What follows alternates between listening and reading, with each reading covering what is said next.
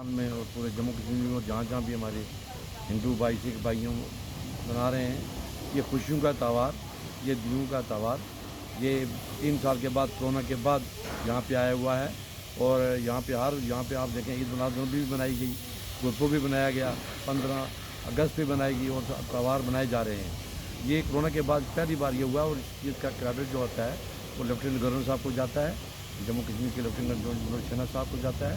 तो हम पूरे हिंदुस्तान की हिंदू सिख भाइयों को अमूमी तौर पर और जम्मू कश्मीर के हिंदू सिख भाइयों को खुसूसी तौर पर उनको अमूमी तौर पर हम मुबारकबाद देते हैं कि ये खुशियों का त्यौहार, दिवाली का त्यौहार ये आया, ये पैगाम लाया है अमन का, शांति का, भाईचारे का, इत्तेफाक का, अताहत का, देश की एकता और अखंडता का। और मैं इस अवसर पे हिंदुस्तान के वज़ीर आज़म नरेंद्र मोदी साहब को, होम मिनिस्टर साहब को और मनोज सिन्हा साहब को भी जो लेफ्टिनेंट गवर्नर उनको मुबारकबाद देता हूँ कि ये एक त्यौहार जो है ये जो आया है 3 साल के बाद ये लोग बना रहे हैं और खुशी मना रहे हैं, अच्छी तरीके से मना रहे हैं। हिंदू मुसलमान सिख मिल के मना रहे हैं, एक दूसरे से बगलगीर हो रहे हैं।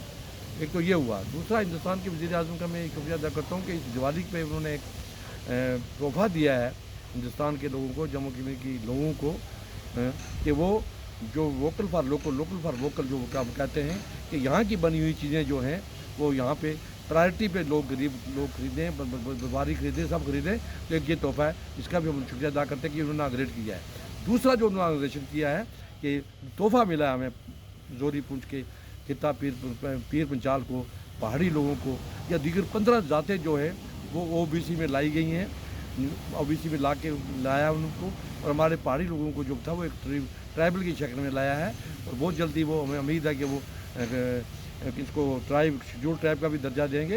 ये तोहफ़ा भी उन्होंने दिया है। हम लेफ्टिनेंट गवर्नर साहब को भी मुबारकबाद देते हैं और ख़ासतर हम शुक्रिया अदा करते हैं रविंद्र रैना साहब का कि उन्होंने बड़ी बुर्दबारी से इस काम को लिया। ये जातें जो ओबीसी में आई हैं या जो पहाड़ी जो हैं, ये जो बना है, ये ट्राइबल जो बना है, ये जो एक एथिक्स पीपल ग्रुप बना हुआ है, ये भी हुआ है। हम शुक्रिया अदा करते हैं और आखिर में हम ये दुआ करते हैं आपके माध्यम से, आपके मीडिया से की थ्रू से कि यहाँ पे तमाम चीज़ें जो मिल के चलें, यहाँ पे हम बैठ के रहें, सुखी रहें, अमन से रहें, शांति से रहें, देश की एकता और अखंडता का ख्याल रखें ताकि हम यहाँ पे ये देश तरक्की कर सके, जम्मू कश्मीर तरक्की कर सके।